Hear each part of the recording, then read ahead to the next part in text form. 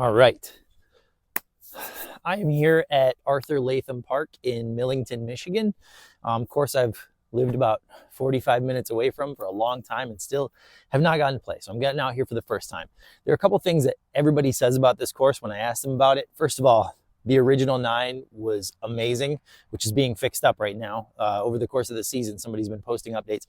And second to that, it's always the bugs. Everybody says the bugs are terrible. Well, it's mid-November, no bugs. And I am not going to play the OG 9. I'm going to wait on that one. But I am going to play the new 18. I've heard that it is very tight and technical. So let's go check it out.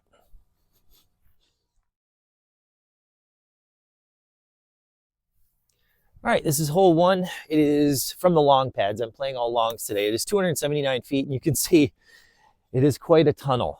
Very tight, not off the pad, but once you get about a third of the way down, it tightens right up. So it looks like you just really got to throw a really straight shot or something that turns over slightly if you can get in that gap on the left, but not an easy starting hole. Okay, I have a beat up hex. And by the way, the pads here, you can see are this like fake diamond plate rubber stuff. My first step on this was slippery, so not a huge fan of that.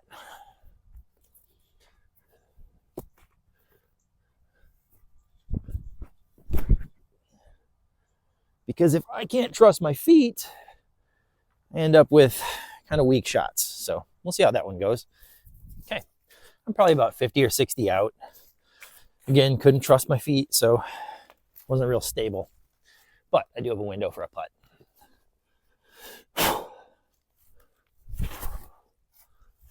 Oh, well, gave her a bid.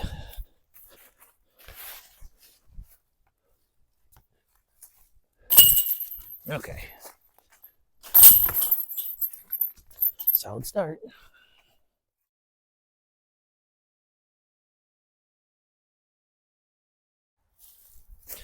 This is hole 2. It is about 207 feet. No diamond plate rubber pad here, so just dirt.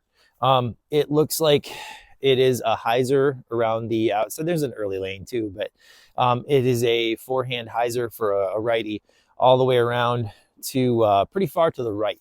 So forehand, something overstable if you're a righty, backhand hyzer with a lefty, but it is protected. It looks really protected around that basket. So if you can get through, it's gonna be a little luck involved too. Okay, I've got old neutron resistor, only because I want it to stay a little left before it finally starts to move. And this is the one that's beaten up enough to do that. I really don't know where the pad's supposed to be at here, so I'm just kind of winging it. But anyways, resistor.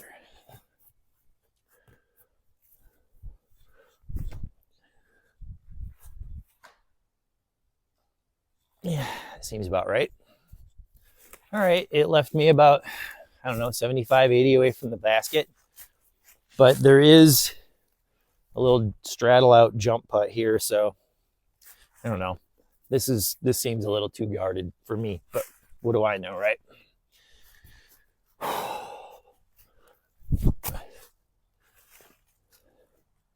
Okay, up and under the bucket. We'll take it.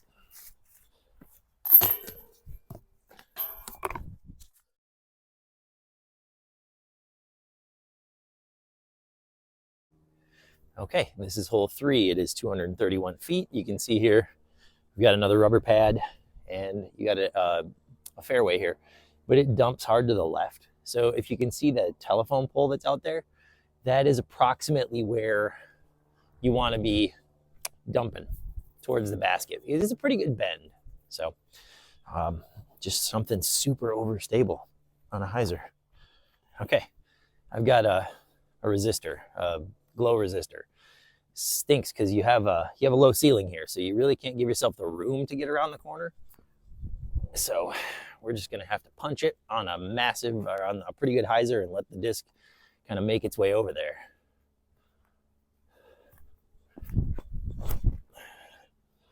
Okay, that looked okay. I'm not bummed about that at all. All right. Finally put myself in the circle. Took a few holes to get there, but got right to the edge of this, but I am pin high. There we go.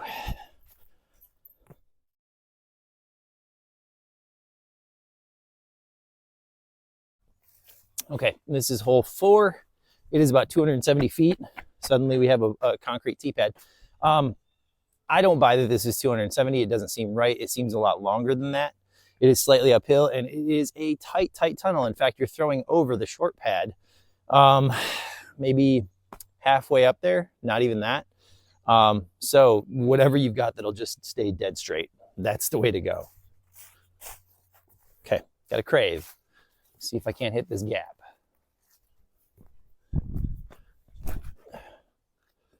It's got to hook up though. Yeah, then it hits a tree. So we'll see how that was. Okay, you can see the basket up there now. I got about 2/3 of the way, maybe. I don't know. This one just, it's very tight. That's all I'll say.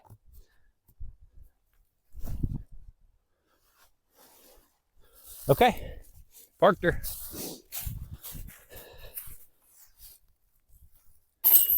Ooh, there we go.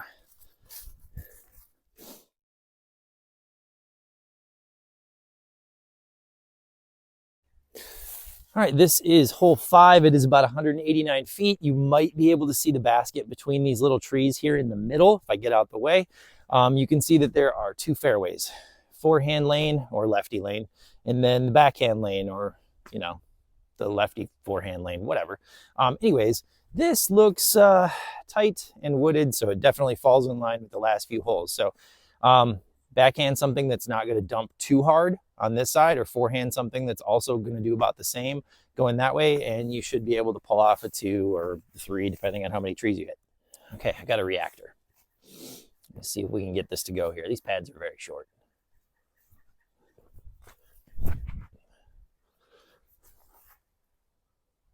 I think I just put that right under the bucket. Let's go check it out. Okay. It does drop off a little bit more behind the basket, so I'm a little bit long, but I think I had the right shot.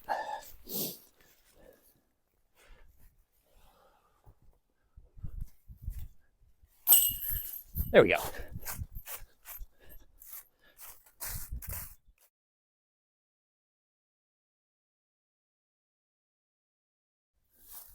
This is hole 6. It is 210 feet according to UDisc. And you can see you have a tunnel here, your fairway, and it's a slight turnover for the last bit of it. 210 feels a little short, quite frankly. It feels like it's a little bit longer just standing here and looking. But anyways, something very, very straight and possibly turning over is probably going to be your best play. Okay, let's try a theory. I'm gonna let this thing just get out there and ride.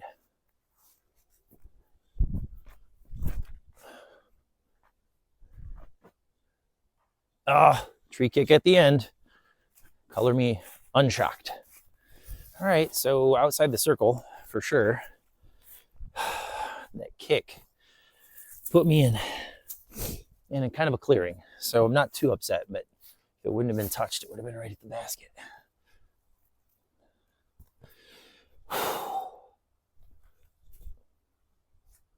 Let's go. Hell yeah.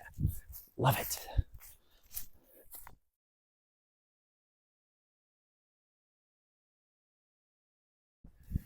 Okay, so hole 7.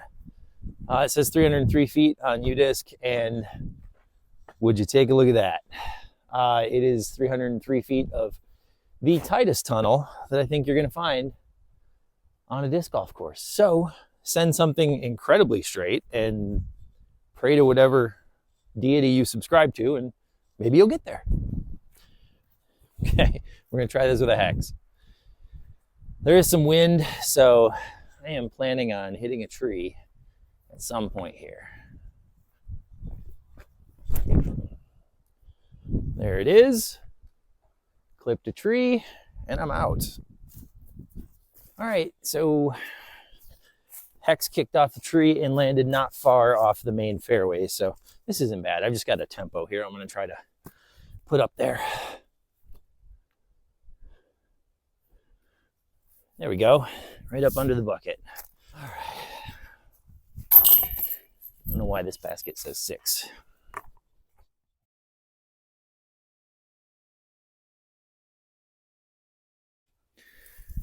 Okay, this is hole 8, and you can see down there it's suddenly switched to a green basket, so I'm starting to get a little nervous about like playing the correct layout, quite frankly.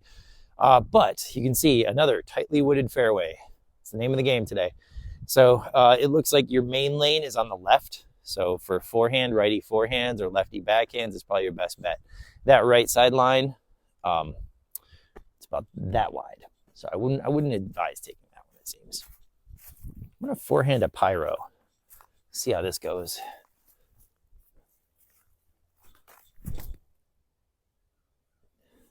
Skip through it.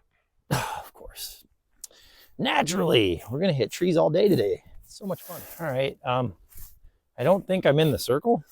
Well, maybe I am, but I might as well be further out. This is kind of a tight shot. And someone left their Naruto energy drink here on the ground, so that's cool. Clean up after yourselves, guys. There we go.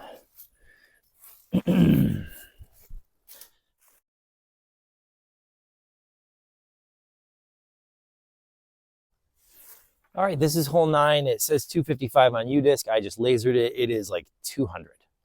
So UDisc numbers are a bit off. I'm showing you from a different angle here. You're not going to be able to see the basket from the pad because it's literally like 6 feet to the right of where this is being filmed right now. So it's more of a turnover. But from right here, you can see it is straight down this tunnel of trees, and then the basket is there kind of protected by that pine. So if I'm throwing backhand, I want something that's going to turn a little bit, but not turn too much. And if I'm a lefty, something that's going to flip up and just stay straight. So see what you got. Okay, I'm going to leave the cart here, or the camera here, and tee off from the normal spot, but I'm going to throw a hex on a very slight Annie and see if she can't come out of it. Boy, this is a weird angle.